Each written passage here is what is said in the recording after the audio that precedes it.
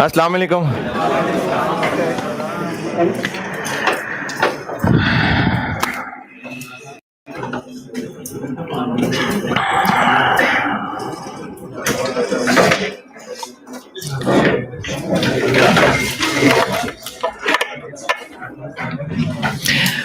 दुरूद शरीफ पढ़ लें।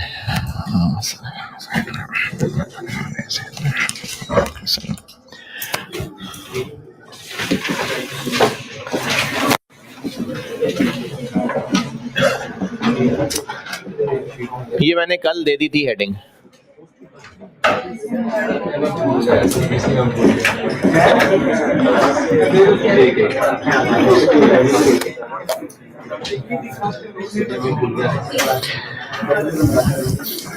एक इस चैप्टर में डिसीजंस हैं ओक्यू से रिलेटेड और एक इस चैप्टर में डिसीजंस हैं इन्वेंट्री लेवल से रिलेटेड। पहले पढ़ रहे हैं हम लोग ओक्यू से रिलेटेड।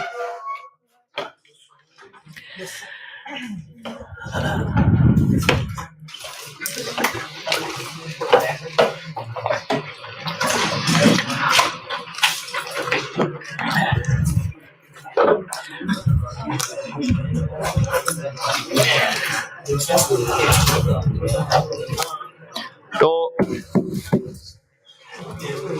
इसमें ये हाइलो मेथड के बाद है कि पहले है क्या है? ये अब और टॉपिक है, ये और चल रही है बात। ये अलग क्लास है, ये इन्वेंट्री मैनेजमेंट चल रहा है। इन्वेंट्री मैनेजमेंट ये है जिसमें मैनेजमेंट ने इन्वेंट्री से रिलेटेड डिसीजंस करने हैं और ये डिसीजंस करने हैं खर्चों को सामने रखते हुए। और जितने भी खर्चे इन्वेंट्री से रिलेटेड हैं उनको 4 कैटेगरीज में बांटा है। परचेज कॉस्ट से मुराद बस सिर्फ परचेज कॉस्ट है, इनवॉइस वैल्यू है। ऑर्डर कॉस्ट में वो सारे खर्चे शामिल हैं जो इन्वेंट्री को खरीदने से खरीद के लेके आने तक सारा का सारा फंक्शन ऑर्डर कॉस्ट है। और स्टोर में रखे रहने तक जितना खर्चा लग रहा है वो सब होल्डिंग कॉस्ट है। और स्टॉक आउट कॉस्ट अभी नहीं समझाया। इसमें डिसीजन कैसे करना है इसके तरीके बाद में बताता हूं। पहले इसकी ना इसका एक कॉन्टेक्स्ट लिख लें कि हम अभी इस वक्त कहां खड़े हैं, क्या क्या हो चुका हुआ है और क्या करना है। हम जिस पॉइंट ऑफ टाइम पे खड़े होके ये टॉपिक पढ़ने लगे हैं उस वक्त स्टेटस क्या है, इसका एक बैकग्राउंड बता रहा हूं। वो पहले मैं रिपीट कर देता हूं बार बार, जब पक्का पक्का समझ आ जाएगा फिर लिखिएगा। बैकग्राउंड ये है, बार बार रिपीट करूंगा, पक्का हो जाएगा तो फिर लिखिएगा। बैकग्राउंड ये है कि साल के शुरू में खड़े हैं हम, जनरली साल, महीना क्वार्टर भी हो सकता है, जनरली साल। और इस साल में टोटल कितने यूनिट्स खरीदने हैं ये डिसाइड हो चुका है। रिपीट कर रहा हूं, हम अभी इस वक्त साल के शुरू में खड़े हैं। इस साल में टोटल कितने यूनिट्स परचेज करने हैं। अगर ट्रेडिंग बिजनेस है तो गुड्स परचेज करने की बात हो रही है, मैन्युफैक्चरिंग बिजनेस है तो रॉ मटेरियल खरीदने की बात हो रही है। साल के शुरू में खड़े हैं, total purchases for the year कितने करने हैं ये डिसाइड हो चुका।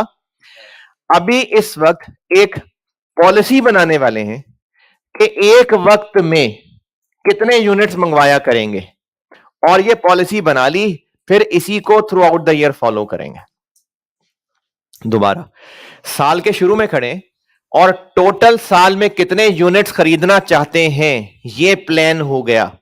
लेट्स से साल में 1 लाख यूनिट्स खरीदना चाहते हैं। अब हम ये डिसाइड कर रहे हैं कि ये जो साल में टोटल 1 लाख यूनिट्स खरीदने हैं, एक वक्त में कितने खरीदने हैं। 10-10 हजार करके खरीदने हैं कि 2-2 हजार करके खरीदने हैं कि सारे के सारे 1 लाख एक साथ खरीद लेने हैं कि 5-5 हजार करके खरीदने हैं। इस 5,000, 2,000, 10,000 को क्या कहेंगे? Order quantity. इसको ऑर्डर साइज भी कहेंगे। ऑर्डर क्वांटिटी को ऑर्डर साइज भी कहते हैं।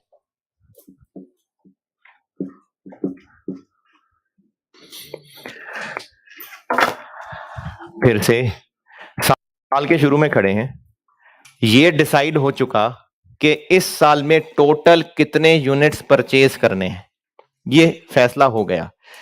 अब एक पॉलिसी बनाने लगे हैं कि एक वक्त में सप्लायर को कितने यूनिट्स का ऑर्डर दिया करेंगे।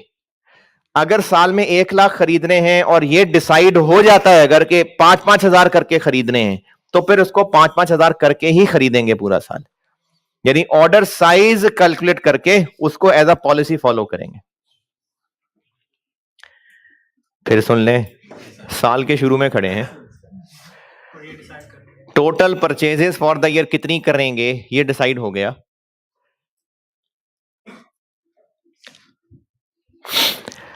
अब ऑर्डर साइज डिसाइड करना है, यानी एक वक्त में कितने यूनिट्स का ऑर्डर देंगे सप्लायर को, और जो डिसाइड हो गया फिर वही एज अ पॉलिसी फॉलो होगा। ये कॉन्टेक्स्ट है इस टॉपिक का, है जी। फिर से अच्छा लग रहा है बोलना, फिर से साल के शुरू में खड़े हैं,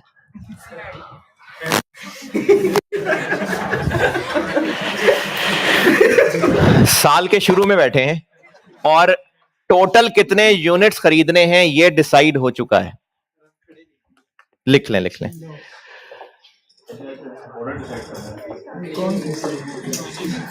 टोटल यूनिट्स जितने खरीदने हैं वो डिसाइड हो चुका है, और अब इस वक्त ऑर्डर साइज डिसाइड होना है। ऑर्डर क्वांटिटी, ऑर्डर साइज एक ही बात है।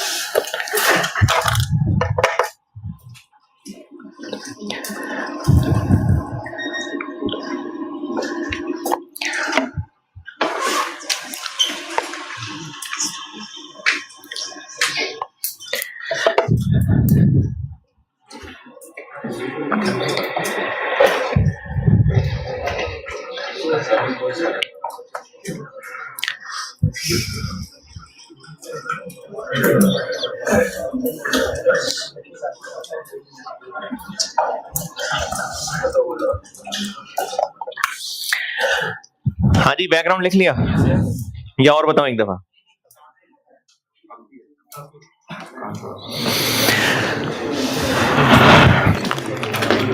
अच्छा, अब ये डिसीजन कैसे करना है? डिसीजन करना है इन्वेंटरी रिलेटेड कॉस्ट्स की बेस पे, और 4 क्लासेस बताई थी कल, उनमें से जो चौथी थी ना स्टॉक आउट कॉस्ट, वो इस टॉपिक के लिए नहीं है।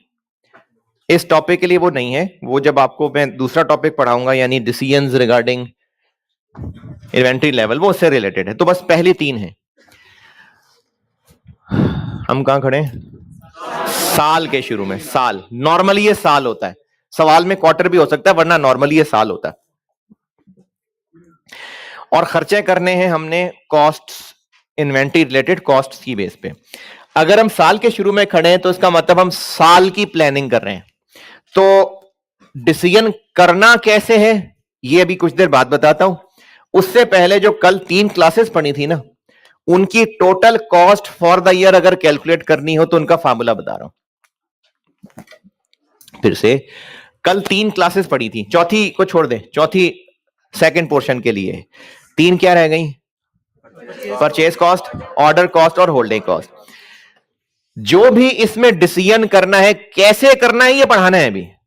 उससे पहले मैं आपको 3 फार्मूले बताने लगा हूं कि total purchase cost for the year कैसे निकालनी है, total order cost for the year कैसे निकालनी है, total holding cost for the year कैसे निकालनी है। ये 3 फार्मूले बता दूं, उसके बाद फिर पढ़ाता हूं कि डिसीजंस कैसे करना है। ठीक है? कहां खड़े हम? साल के स्टार्ट पे। और क्या ऑलरेडी डिसाइड हो चुका? टोटल यूनिट्स कितने बेचने हैं, टोटल यूनिट्स कितने परचेज करने हैं। ये सारी डिस्कशन इस वक्त ऑर्डर क्वांटिटी, ये परचेज की हो रही है। तो टोटल कितने यूनिट्स परचेज करने हैं ये डिसाइड हो चुका है। अब हमने ये फैसला कैसे करना है कि एक वक्त में कितने यूनिट्स मंगवाने हैं, ये टेक्निक्स सिखाने लगा हूं। अब ये टेक्निक्स यानी ये फैसला हमने किसकी बेस पे करना है? कॉस्ट्स की बेस पे। तो कॉस्ट पैसे पहले कैलकुलेट करना तो सीख लें। तो मैं पहले cost for the year calculate करवा रहा हूं, फिर डिसीजंस बताता हूं। टोटल परचेजेस, कहां खड़े हम? साल के शुरू में। क्या फैसला कर चुके हैं? टोटल यूनिट्स पूरे साल में कितने खरीदते हैं। और एक बार जब ये ओक्यू डिसाइड कर लिया, अगर ओक्यू हमने 8,000 डिसाइड कर लिया, तो फिर अब ऑनवर्ड क्या होगा? अब 8,000 करके ही मंगवाया करेंगे। तो हम यहां जो भी ओक्यू डिसाइड कर लेंगे थ्रू आउट द ईयर, वो ही फॉलो होगा। यानी हर ऑर्डर जब भी प्लेस करेंगे, एक वक्त में 8,000 यूनिट्स मंगवाएंगे साल के शुरू में।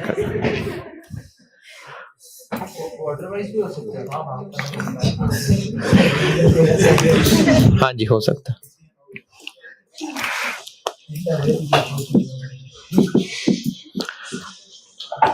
Total purchases for the year, अगर ये पता हो कि एक यूनिट कितने का मिलेगा, यानी परचेज कॉस्ट पर यूनिट पता हो, तो टोटल परचेजेस या total purchase cost for the year कैसे निकालें? Total purchases for the year लिख लिया था तो वो ठीक है, काटना नहीं। नहीं लिखा था तो total purchase cost for the year. अगर ये पता है कि एक यूनिट कितने का मिलेगा, तो total purchase cost for the year किन यूनिट से? अच्छा, ये अभी मुझे एक जुमला सुनने में मिला, ये मैं क्लियर कर दूं, हो सकता है किसी को लग रहा हो ऐसा। अभी किया कुछ नहीं है, हम अभी साल के शुरू में प्लान कर रहे हैं अभी। यानी अभी ऐसा नहीं है कि इतने का खरीदा था, इतने खरीद लिए, खराब हो गए, अब ओहो अब क्या होगा, ये नहीं हो रहा। अभी हम साल के शुरू में खड़े हैं और प्लान कर रहे हैं, अभी हुआ कुछ नहीं है। तो साल के शुरू में हम डिसाइड कर चुके, लेट्स से 1,00,000 यूनिट्स पूरे साल में खरीदने हैं। तो अगर यह पता हो कि एक यूनिट 20 रुपए का होगा, तो total purchase cost for the year 20 रुपए इंटू ओक्यू या 1,00,000, total purchase for the year तो 1,00,000। ये जो हम साल के शुरू में टोटल क्वांटिटी डिसाइड कर चुके हैं ना, इसके लिए एक नाम इस्तेमाल होता है purchase cost per unit, annual demand. Annual demand कहते हैं इसको, एनुअल डिमांड। डिमांड इस एंगल से कि हमें कितने की डिमांड है, हमने कितने यूनिट्स खरीदने हैं, तो एनुअल डिमांड। अगर ये पता हो एक यूनिट कितने का मिलेगा और पूरे साल की टोटल परचेज कॉस्ट निकालनी है, तो एक यूनिट की purchase cost into annual demand.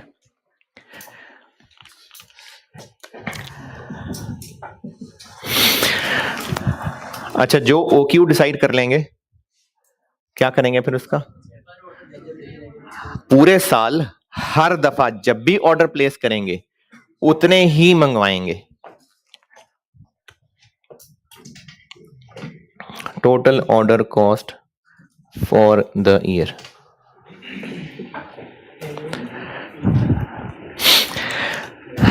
अगर यह पता हो कि एक ऑर्डर जब भी प्लेस होता है तो 30,000 रुपए का खर्चा है। एक ऑर्डर जब भी होगा, प्लेस नहीं सॉरी, एक ऑर्डर जब भी होगा तो वो पूरा साइकिल कंप्लीट कब होगा? यानी स्टार्ट और एंड क्या है इसका? नहीं, एक ऑर्डर का पूरा साइकिल, अगर ऑर्डर प्लेस करना, चीजें खरीद के स्टोर तक ले आना, ये एक साइकिल हुआ। इस पे जितना खर्चा आएगा उसको मैं ऑर्डर कॉस्ट पर ऑर्डर बोल रहा हूं। तो अगर एक दफा ऑर्डर प्लेस करके पूरा साइकिल चलाने में लेट से 40,000 रुपए लग रहे हैं, तो total order cost for the year कैसे निकालें? 40,000 multiply by number of order के number of units, number of order, number of units क्यों नहीं?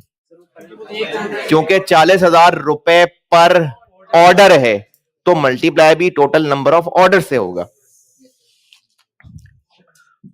Order cost per order into पूरे साल में टोटल नंबर ऑफ ऑर्डर्स। जितने ऑर्डर प्लेस कर दिए, नहीं करने हैं, अभी हम प्लानिंग स्टेज पे खड़े हैं। अच्छा, अगर एनुअल डिमांड 1,00,000 यूनिट्स है, एनुअल डिमांड 1,00,000 यूनिट्स है, और समहाउ हमने ओक्यू 5,000 डिसाइड कर लिया, तो साल में कितने ऑर्डर प्लेस करेंगे? कैसे 20 निकला? Annual demand divided by OQ. Annual demand divided by OQ।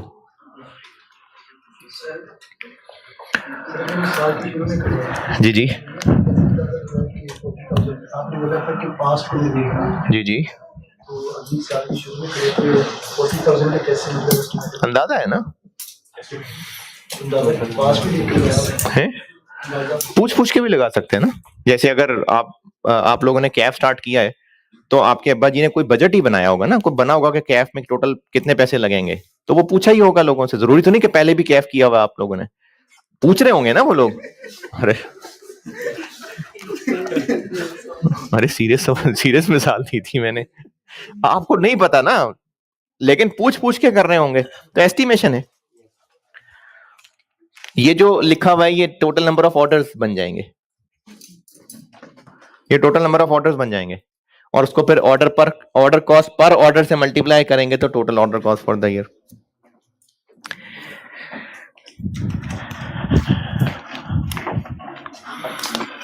तीसरी चीज,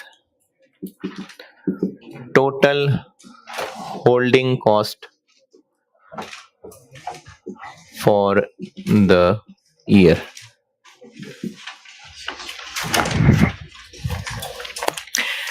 total holding cost for the year,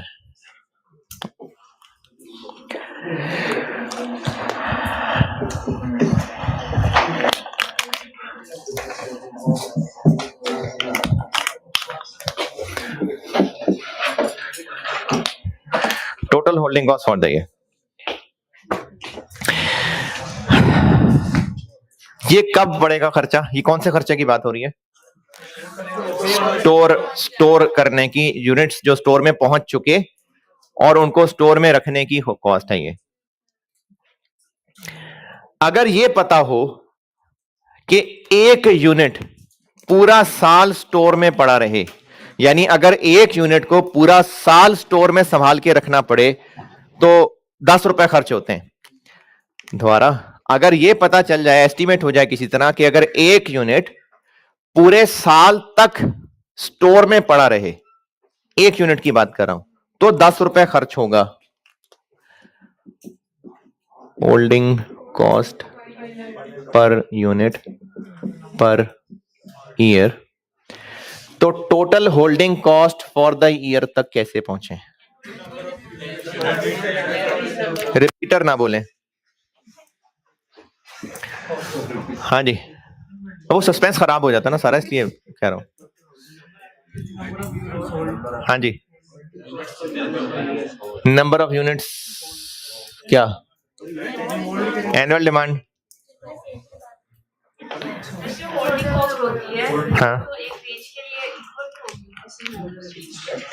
same होगी, सेम।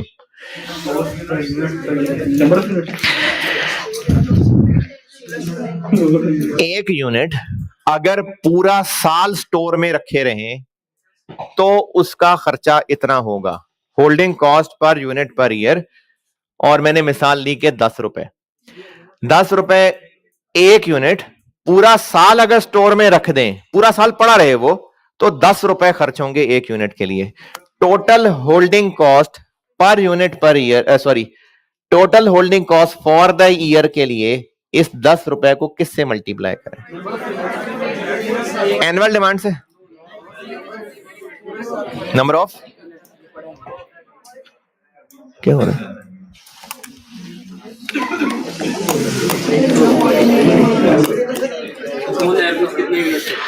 रिपीटर हो?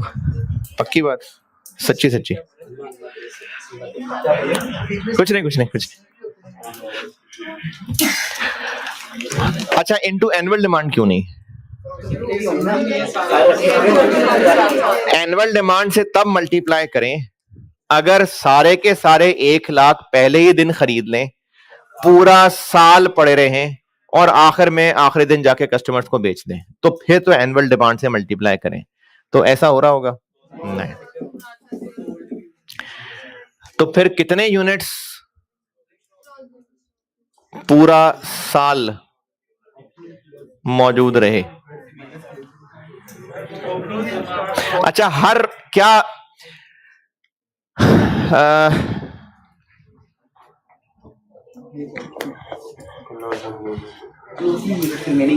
अच्छा चलें, एक मिसाल देता हूं।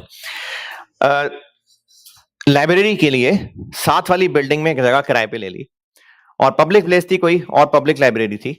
तो उस लाइब्रेरी वालों ने पैक को कहा कि हम आपसे पर स्टूडेंट 1 साल का पर स्टूडेंट 5,000 रुपए किराया लेंगे पर स्टूडेंट।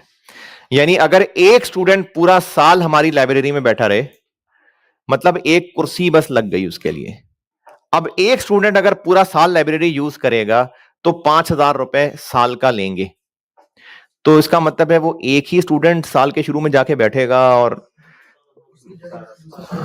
सारा दिन सारी रात वहीं रहेगा, है पैम्पर बांध के जाएगा, वहीं बैठा रहेगा। ये मतलब है उन्होंने असल में जो 5,000 रुपए कोट किए हैं वो उन्होंने एक स्टूडेंट की बात की है, तो उस स्टूडेंट का आईडी कार्ड देख के रख लिया और वही स्टूडेंट है जो पूरा साल बैठेगा। इसकी क्या इंटरप्रिटेशन है कि पर स्टूडेंट यानी एक चेयर आपके लिए खास कर दी। तो अब स्टूडेंट बदल सकता है लेकिन एक चेयर है बस वहां पर पैक के लिए। ये मुराद है इससे कि अगर वो कह रहे हैं कि हम पर स्टूडेंट पर ईयर आपसे 5,000 रुपए लेंगे, रीडिंग की स्पेस दे दी ना उन्होंने कोई, तो वो एक्चुअली कह रहे हैं कि एक चेयर हम आपके लिए रख देंगे। अब स्टूडेंट बदल सकते हैं लेकिन एक चेयर हर वक्त आपके लिए वहां रहेगी। पैक वालों को उनके साथ अगर ये अरेंजमेंट करना है तो उनसे कितनी चेयर्स का अरेंजमेंट करना चाहिए? जितने स्टूडेंट्स पैक में पढ़ रहे हैं। फिर पैक वालों को अंदाजा लगाना पड़ेगा कि ऑन एन एवरेज एक वक्त में कितने स्टूडेंट्स लाइब्रेरी में बैठे होते हैं। देखें, एक दिन में अगर 10 लोग पढ़ने आते हैं तो हो सकता है 2 घंटे आए चला जाए, फिर दूसरा आए फिर चला जाए, फिर दूसरा आए फिर चला जाए। इसके लिए एक चेयर बहुत है। कितनी चेयर्स का अरेंजमेंट करना पड़ेगा जो अंदाजा लगाना पड़ेगा कि ऑन एन एवरेज एक वक्त में कितने यूनिट्स वहां मौजूद होते हैं। ये बात मिसाल समझ आ रही? अगर इसका आंसर निकला अंदाजा जैसे भी लगाया 50, तो सिर्फ कहने के एतबार से ये कह सकते हैं कि पूरा साल पैक के 50 स्टूडेंट्स लाइब्रेरी में बैठे रहे। सिर्फ कैलकुलेशन पर्पस के लिए कह सकते हैं। क्या वाकई वही वाले स्टूडेंट 50 के 50 बैठे रहे? नहीं, लेकिन सिर्फ कैलकुलेशन के एतबार से कह सकते हैं कि 50 स्टूडेंट्स पूरा साल लाइब्रेरी में मौजूद रहे। तो पैक को खर्चा पड़ जाएगा 50 इंटू 5,000 रुपए। अब वो लोग इंडिविजुअली रोटेट हो रहे होंगे लेकिन कैलकुलेशन के लिए 50 ऑन एन एवरेज एक वक्त में मौजूद होते थे। तो इसी तरह से अंदाजा लगाना पड़ेगा कि ऑन एन एवरेज एक वक्त में स्टोर में कितने यूनिट्स हुआ करेंगे। उसको कहते हैं एवरेज इन्वेंट्री। तो अगर ऑन एन एवरेज किसी भी वक्त स्टोर में देखें तो 4,000 यूनिट्स पड़े हुए हैं, क्या इसका यह मतलब है कि पहले दिन वो 4,000 यूनिट्स लाके रखे थे, पूरा साल वहीं पड़े गले सड़ते, वहीं साल के एंड पे निकाल के फेंक दी? किसी भी एक इसी तरह से चले अभी आपको देख के कौन मसाला ही ध्यान में, अभी इस क्लास के अंदर तकरीबन अगर लेट्स से 70 स्टूडेंट्स बैठे हुए हैं, तो कोई इंडिविजुअल अगर कोई ऑफिस वाला कोई एडमिन वाला आज के दिन में कुछ 4 दफा उसने दरवाजा खोल के अंदर क्लास चेक की, वो जितनी दफा भी आया उसको क्लास में तकरीबन 80 स्टूडेंट्स नजर आए। ठीक है ठीक है ठीक है ठीक है 80 स्टूडेंट्स नजर आए, तो वो ये कहेगा जी हर वक्त क्लास में 80 स्टूडेंट्स मौजूद थे। ये वही 80 थे? नहीं, वो जब भी चेक कर रहा था 80 थे। तो हम कह सकते हैं सिर्फ कहने के एतबार से कि 80 स्टूडेंट्स पूरा दिन क्लास में मौजूद रहे। कहने को कैलकुलेशन के एतबार से कह सकते हैं ना। तो एवरेज इन्वेंट्री का कॉन्सेप्ट क्या हुआ कि एक वक्त में स्टोर में कितने यूनिट्स पड़े होते हैं। अगर इसका आंसर 4,000 आ गया, 4,000 यूनिट्स, तो क्या इंटरप्रिटेशन होगी कि पूरे साल में जब भी कभी स्टोर खोल के देखते तो 4,000 यूनिट्स होते। इसी को एक और तरह बोलते हैं 4,000 यूनिट्स पूरा साल स्टोर में पड़े रहेंगे। ये भी सही है। तो एक यूनिट पूरा साल स्टोर में पड़ा रहे तो इतना खर्चा, टोटल खर्चा कितना? Average inventory.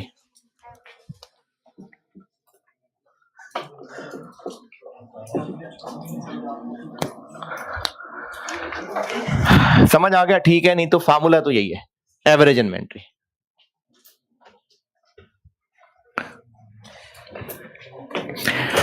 अच्छा जी, एवरेज इन्वेंट्री कैसे निकालेंगे? एवरेज इन्वेंट्री निकालते हैं हम।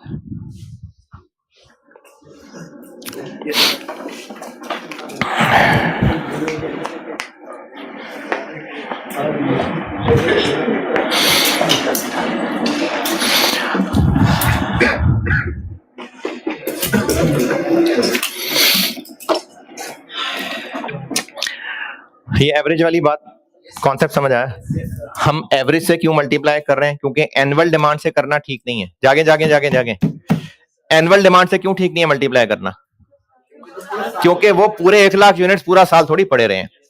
तो एवरेज, क्योंकि एवरेज का कॉन्सेप्ट ये है कि एक वक्त में इतने पड़े होते थे, तो हम कह सकते हैं कि इतने पूरा साल पड़े रहे। तो average inventory into holding cost per unit per year, average inventory निकालते हैं हम। आप में से जो लोग शहर से, दूसरे शहर से हैं और महीने के महीने आपके अब्बा जी आपको इजी पैसा नहीं, चले अकाउंट में पैसे ट्रांसफर कर देते हैं। अब वो अकाउंट में जब पैसे ट्रांसफर करते हैं तो एटीएम से ड्रॉ करते हैं। सारे के सारे पैसे, अगर समझदार हैं तो सारे के सारे पैसे एक ही साथ ड्रॉ कर लेंगे? नहीं, वैसे जितने बेचते होंगे वो एक वक्त में ही निकल आते होंगे। अच्छा, जितने भी भेजते होंगे तो सारे के सारे पैसे एक ही वक्त में ड्रॉ कर लेंगे। अक्लमंदी क्या है कि थोड़ी अमाउंट कर लें, वो निकाल लिया करें, और जब वो खत्म हो जाए तो फिर और निकाल लिया करें, और रेगुलर रहने के लिए एक सेम अमाउंट डिसाइड कर लें कि हर दफा इतने निकाला करेंगे।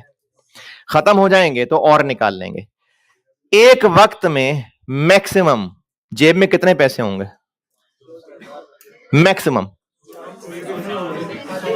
है जितने निकलवाए होंगे, जितने निकलवाए होंगे मैक्सिमम उतने ही होंगे ना। उसके बाद तो खर्च होते जा रहे होंगे। खर्च होते होते मिनिमम कितने होंगे? जीरो। Minimum zero. मैक्सिमम कितने होंगे? जितने निकाल रहे हैं। और मिनिमम कितने होंगे? जीरो। तो जब किसी भी डेटा का एवरेज लेना होता है तो उसका एक आसान तरीका यह है कि दो एक्सट्रीम्स का एवरेज ले लें। तो एक एक्सट्रीम क्या है? जितने निकलवा रहे हैं, और दूसरी एक्सट्रीम जीरो।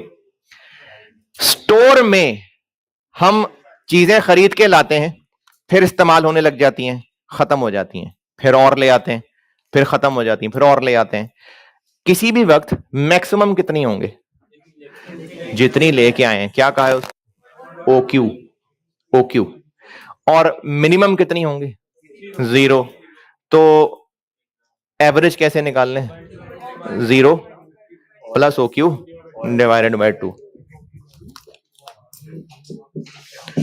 एवरेज इन्वेंट्री का फार्मूला बन गया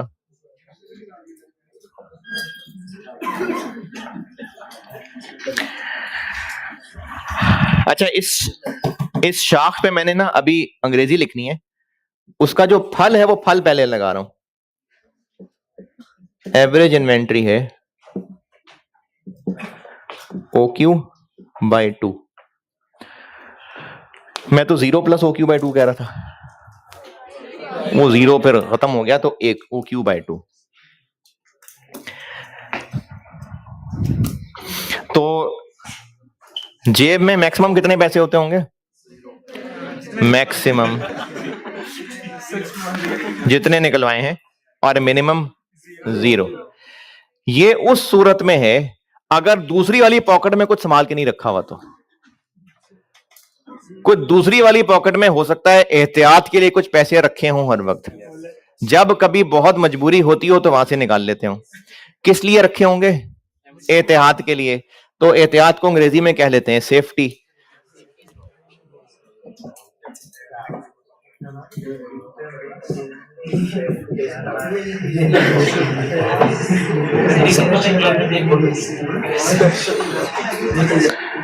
तो अगर आपको कोई टेंशन ही नहीं है, जब कहेंगे पैसे बैंक में होंगे निकाल लेंगे जाके, तो आपको फिर एहतियात रखने की जरूरत ही नहीं है।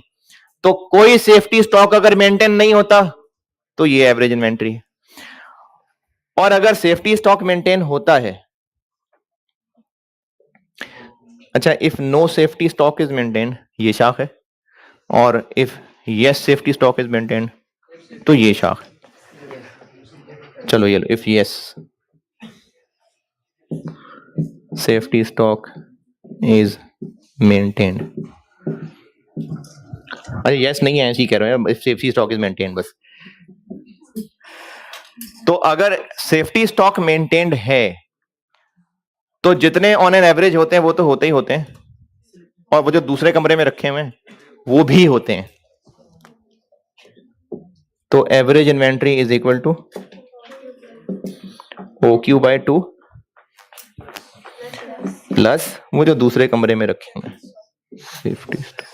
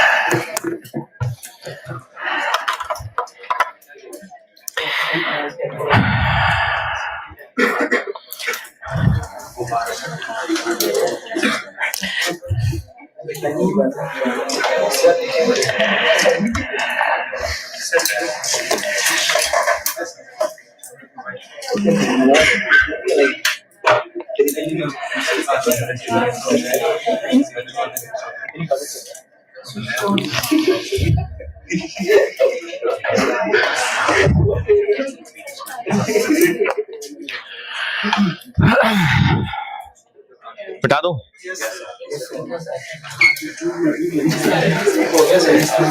केस में मिनिमम सेफ्टी स्टॉक अवेलेबल हो जाएगा। क्या क्या मिनिमम जो है वेरिएबल सेफ्टी स्टॉक अवेलेबल हो जाएगा। ऐसे ही है। Okay minus safety stock. अच्छा, जो काबिल बच्चे इस पे गौर करना चाह रहे हो तो उनको एक शैतान ने वसवसा डाल दिया होना है कि अब OQ बाय 2 क्यों, अब तो मिनिमम 0 नहीं है, तो अब मिनिमम कितना होगा सेफ्टी स्टॉक, और अब मैक्सिमम कितना होगा OQ प्लस सेफ्टी स्टॉक।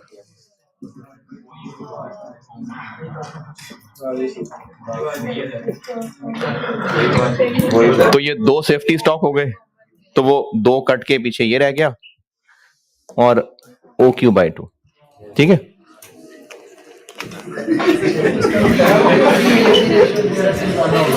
क्या जी है, अभी तो शुरू हुआ है, अभी आगे भी है बहुत कुछ।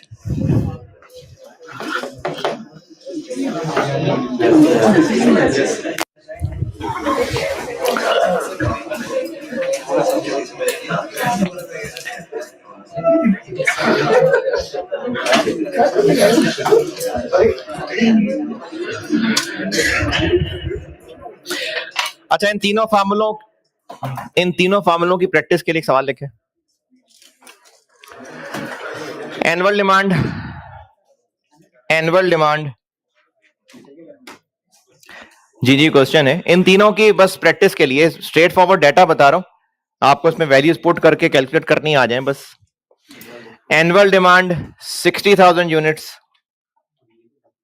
60,000 units. Order size 5,000 units, 5,000 units. और holding cost per unit per year, holding cost per unit per year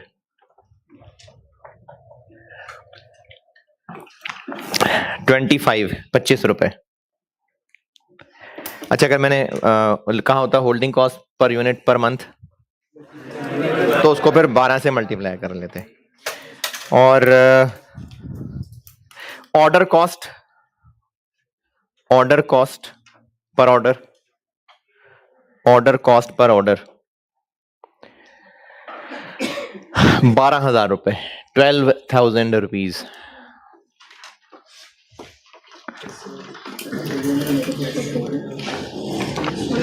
safety stock maintained, safety stock maintained 1,000 units, 1,000 units.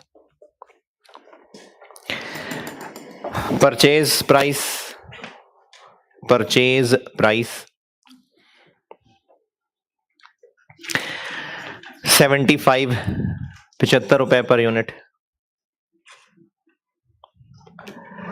Required है आपसे total purchase cost for the year, total order cost for the year, total holding cost for the year, तीनों। Total purchase cost for the year, total order cost for the year, total holding cost for the year.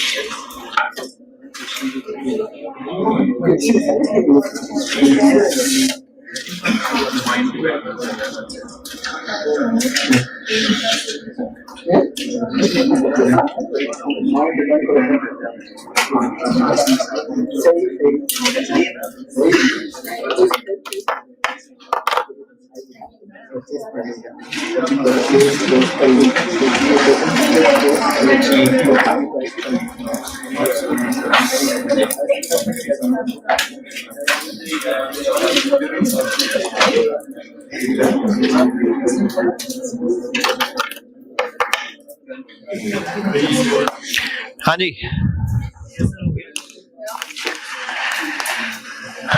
Total purchase cost 75 into 60,000,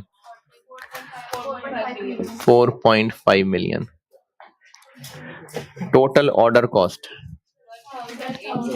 12,000 into 60,000 over 5,000, 144,000। Total holding cost 25 into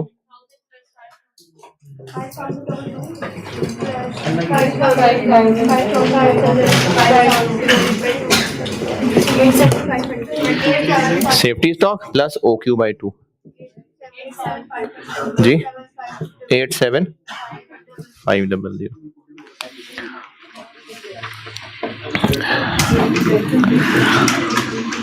हाँ जी, ठीक calculate हो गया सबसे? चले ठीक है, calculator सही है सबके। अब इसकी डिसीजन मेकिंग करते हैं, यानी अब इसका करना क्या है,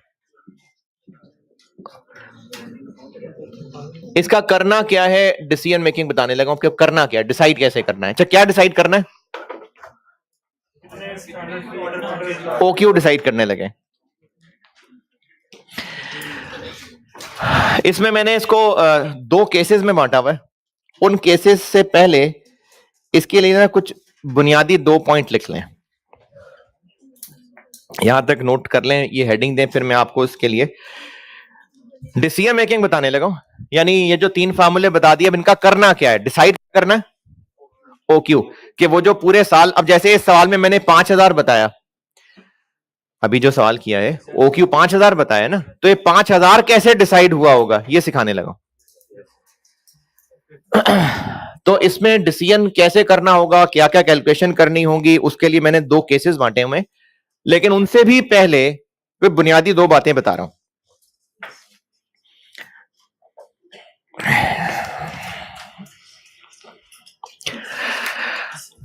पहली बात यह कि हम अब डिसीजन मेकिंग के लिए सिर्फ वो कॉस्ट यूज करेंगे जो रेलेवेंट फॉर द डिसीजन है। ये समझाऊंगा अभी आगे चल के कि रेलेवेंट फॉर द डिसीजन से क्या मुराद है। अभी सिर्फ इतना बता रहा हूं कि अभी हम जो भी डिसीजन जैसे भी सीखने लगे हैं, 2 बुनियादी बातें बता रहा हूं। अभी जो भी आगे करने लगे हैं उसके लिए 2 बुनियादी बातें बता रहा हूं। पहली बात यह कर रहा हूं कि अब से ऑनवर्ड हम जो भी डिसीजन मेकिंग करने लगे हैं उनमें हम सिर्फ वो कॉस्ट्स इस्तेमाल करेंगे जो रेलेवेंट फॉर द डिसीजन है जी।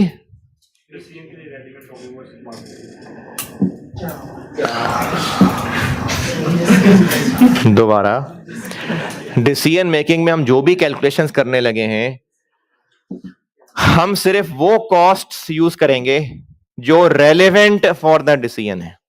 अब ये बात कैसे पहचाननी है कि रेलेवेंट फॉर द डिसीजन है कि नहीं, ये भी आगे आएगी गाइडेंस।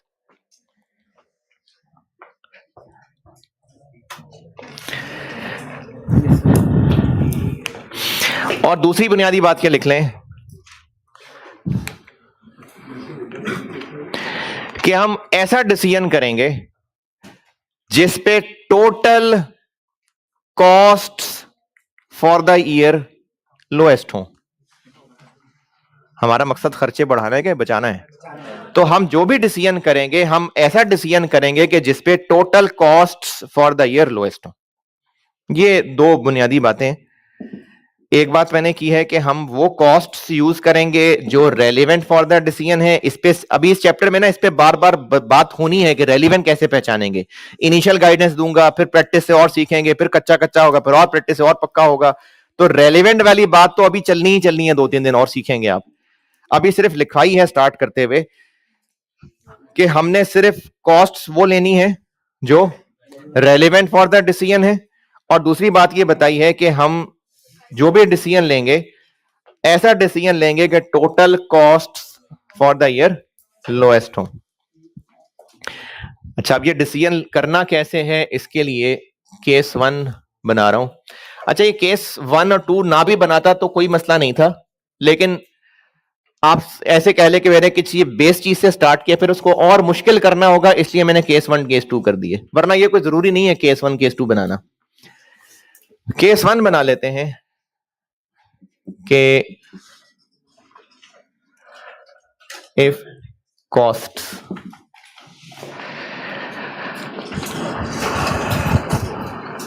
बल्कि कॉस्ट की जगह मैं परचेज कॉस्ट कहता हूं। If purchase cost remains constant irrespective of OQ।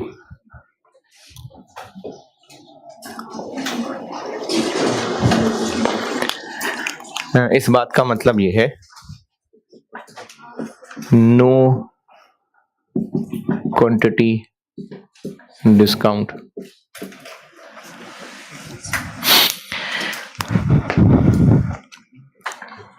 अच्छा, चूंकि सारे लोग एक वक्त में नहीं सुन रहे होते, मैं दोबारा बता रहा हूं। केस 1 और केस 2 बनाऊंगा मैं। इतना ज्यादा जरूरी नहीं था कि मैं केस 1 केस 2 अलग बनाता, एक ही टाइप भी बता सकता था, लेकिन आसान से लेवल आगे बढ़ाने के लिए मैंने 2 केस बना दिए। तो एक केस बना दिया जिसमें प्राइस, जो परचेज कॉस्ट है, वो जितने मर्जी एक वक्त में खरीदें प्राइस उतनी ही रहेगी। क्योंकि ऐसा हो सकता था ना कि सप्लायर अगर कहे कि जी 10,000 खरीदोगे तो हम आपको डिस्काउंट दे देंगे, 2,000 खरीदोगे तो डिस्काउंट नहीं देंगे। तो केस 1 ये नहीं है। वो तो वैसे भी कांस्टेंट ही रहनी थी ना कि नहीं हो सकता है ना ओक्यू अगर हम ज्यादा रखें, अगर हम नहीं, हम अभी साल के शुरू में खड़े हैं और ओक्यू डिसाइड करने लगे हैं। इस वक्त हम क्या डिसाइड करने लगे हैं? ओक्यू। साल के शुरू में खड़े होकर हमने ओक्यू डिसाइड करना है। अगर सप्लायर ने कहा है कि इतने यूनिट्स खरीदोगे तो इतनी प्राइस चार्ज करूंगा, इतने एक में खरीदोगे तो इतनी प्राइस चार्ज करूंगा, तो ये डिफरेंट ओक्यूज पे प्राइस डिफरेंट हो जाएगी ना। ये केस 1 नहीं है। केस 1 ये है कि जितने ज्यादा मर्जी एक वक्त में खरीदें, प्राइस उसने 40 रुपया लगानी है, जैसे 75 लगानी है तो 75 लगानी है, उसने कोई डिस्काउंट, बल्क डिस्काउंट नहीं देना। ये केस 1 है।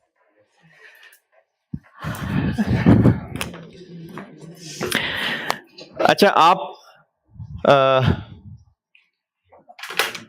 ने जब कुछ डिसीजन करना हो किसी भी चीज के बारे में, तो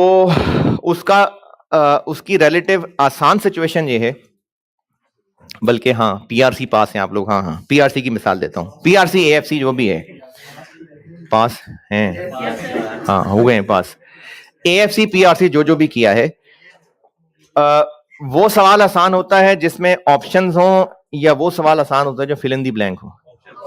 ऑप्शन वाला ना, क्योंकि ऑप्शंस में से चूज करना रिलेटिवली आसान है। अच्छा, अब आप उन ऑप्शन में से जब चूज कर रहे हैं तो आप एक डिसीजन ही कर रहे हैं, और जब फिल इन दी ब्लैंक कर रहे हैं तो भी डिसीजन ही कर रहे हैं, मतलब आप एक डिसीजन करके उसका आंसर बता रहे हैं। तो ज्यादातर ऐसे ही हुआ करेगा कि आपको ऑप्शंस में से कुछ चूज करना होगा। यानी आप स्टूडेंट को 2 या 2 से ज्यादा ऑप्शंस दी होंगी। आपको ये ऑप्शन दी होगी कि साल के शुरू में हमने एनुअल डिमांड, अच्छा हम साल के शुरू में खड़े होकर क्या ऑलरेडी फाइन कर चुके हैं हमें? Annual demand. ओक्यू आप स्टूडेंट ने डिसाइड करनी है। तो अब आपसे टेस्ट होगा तो आपको हो सकता है कहा हो कि मैनेजमेंट सोच रही है कि या तो 8-8 हजार करके कर लें या 15-15 हजार करके कर लें, तो आप बताएं कौन सा बेहतर है। तो अब आपके पास ऑप्शंस हैं, उनमें से चूज करना है। नॉर्मली ऐसा ही है। तो इसमें क्या होगा,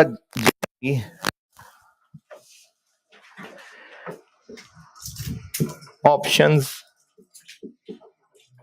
for different OQs are given. Generally different OQs given होंगे।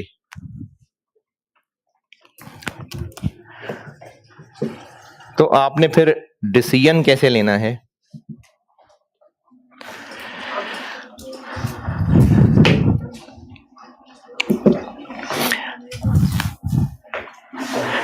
आप लोग कैलकुलेट करेंगे, calculate total relevant costs for the year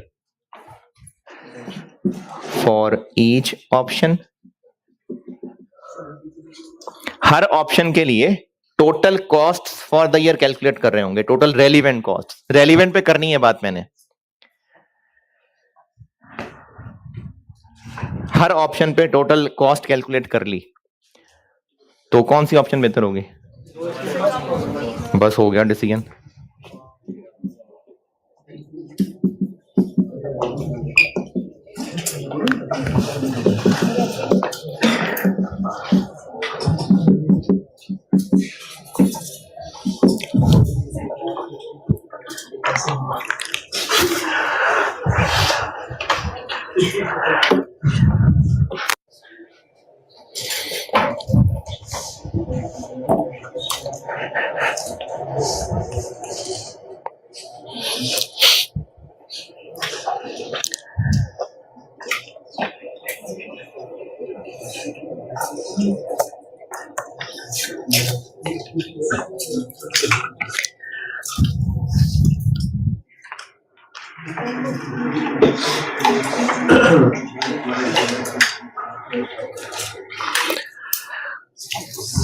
यहां तक लिखें, फिर आगे बताता हूं।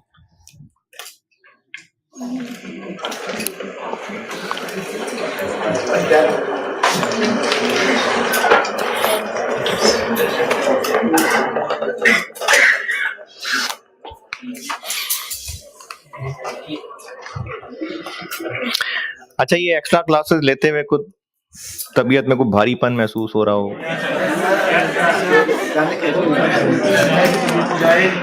है? कुछ दिल घबरा रहा हो कुछ, बस फिर आप सीए के काबिल नहीं हैं, आप छोड़ दें, मर जाएं जाके, छोड़ दें सीए।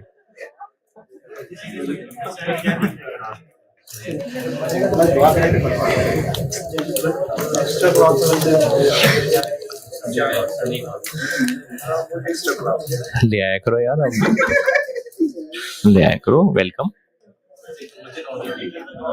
खिलाओ पिलाओ, दुआओं से पास हो जाओगे। हाँ? अच्छा, कोई एक्स्ट्रा क्लास में कोई खिलाना पिलाना चाहे तो ले आया करे, दुआ मिलेगी, पास होंगे।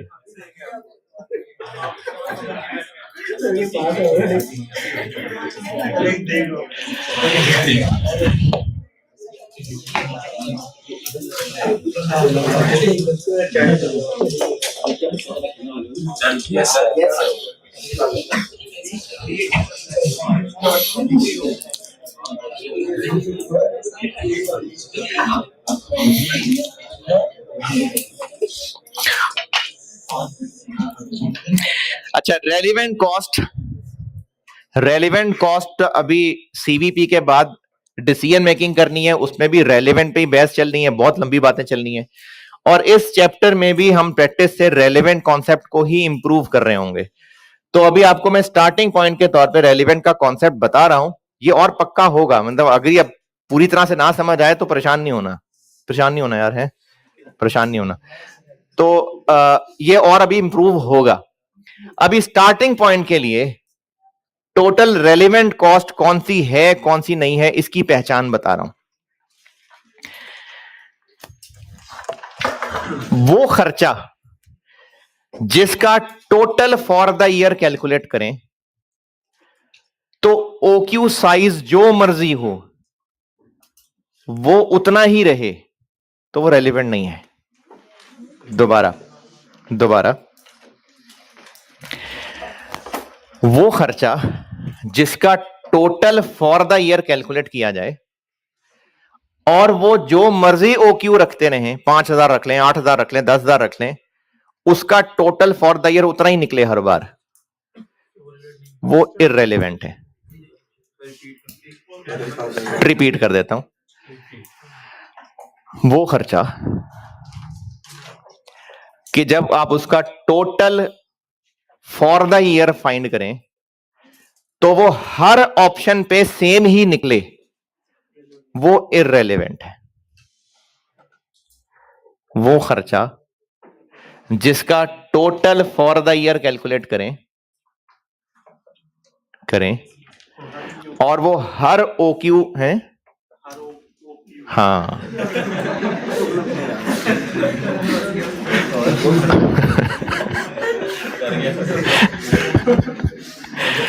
वो खर्चा जिसका total for the year calculate करें और वो हर ओक्यू ऑप्शन पे सेम ही निकले, तो वो इररेलेवेंट है। मिसाल के तौर पे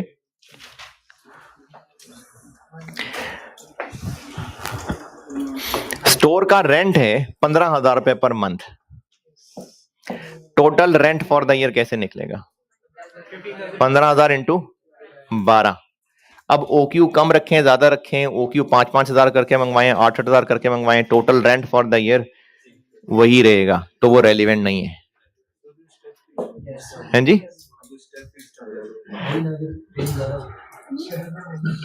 और मिसाल देता हूं,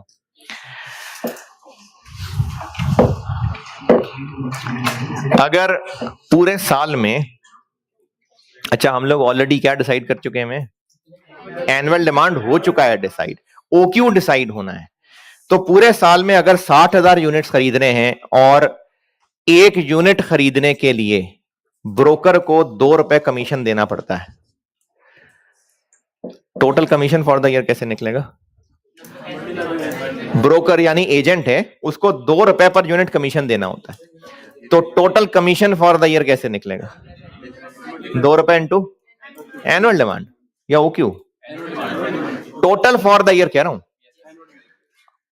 हम लोग डिसाइड कर चुके हैं कि 60,000 एनुअल डिमांड है, एजेंट को 2 रुपए कमीशन देनी है पर यूनिट, तो total commission for the year कितनी होगी? 2 रुपए इंटू 60,000।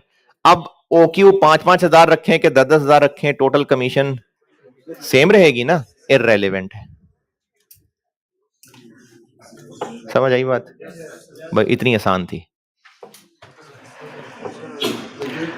हाँ, अगर ऐसा हो कि ओक्यू चेंज करने से स्टोर बड़ा करना पड़ता हो और रेंट चेंज करके और स्टोर करना पड़ता हो, फिर वो रेलेवेंट हो जाएगा,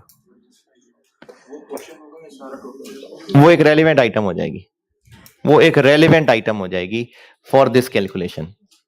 यानी स्टोर रेंट फिर इस डिसीजन के लिए एक रेलेवेंट लाइन आइटम हो जाएगी। अब उसको कैसे कैलकुलेट करना है, कैसे पे करेंगे प्रैक्टिस, लेकिन अभी तो आप रेलेवेंट वाली बात पहचान लें। रेलेवेंट वाली बात आई समझ? सबको सब समझ आ गया? सारे जैकेट वाले भी, बगैर जैकेट वाले भी?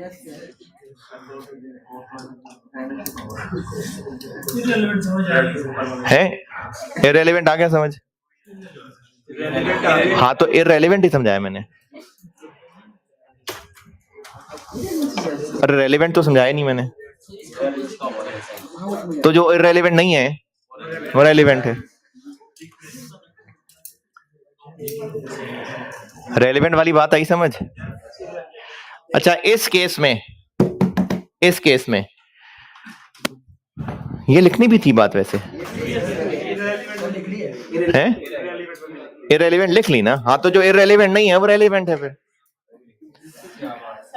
जी, हमारे ऑर्डर क्वांटिटी से इतना रिलेटेड, जनरली नहीं कर रही होगी, तभी वो इररेलेवेंट है। ओक्यू कम ज्यादा होने का उस पर इफेक्ट ही नहीं पड़ रहा ना, तो तभी तो वो इररेलेवेंट है। अगर ओक्यू का कम ज्यादा होना उसको अफेक्ट कर रहा है तो फिर वो रेलिवेंट हो जाएगी। रेलिवेंट बात लिखी, ये प्रैक्टिस में होगी और इंप्रूव। अगर अभी समझ आ गया तो कमाल हो गया है, वाकई कमाल हो गया, क्योंकि ये तो 4-4 दिन पढ़ के समझ नहीं आती बात है। समझ आ गई है वाकई?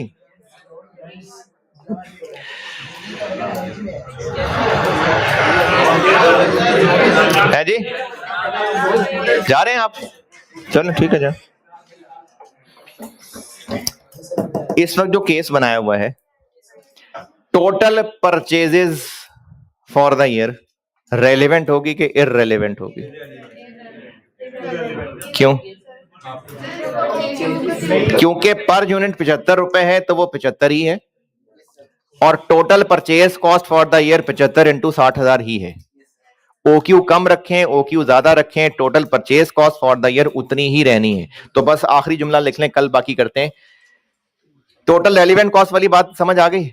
तो अब आप ये लिख लें कि देयरफॉर इस केस में हम लोग टोटल ऑर्डर कॉस्ट और टोटल होल्डिंग कॉस्ट को लेकर सवाल करेंगे। या आप ये ना लिखना चाहें तो एक और लिख लें, इसलिए इस केस के लिए total purchase cost for the year relevant नहीं है।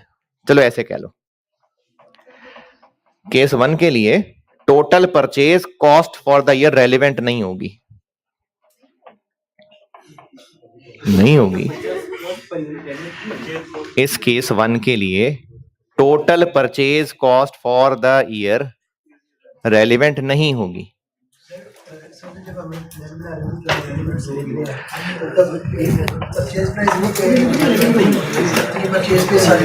दोबारा बोलो।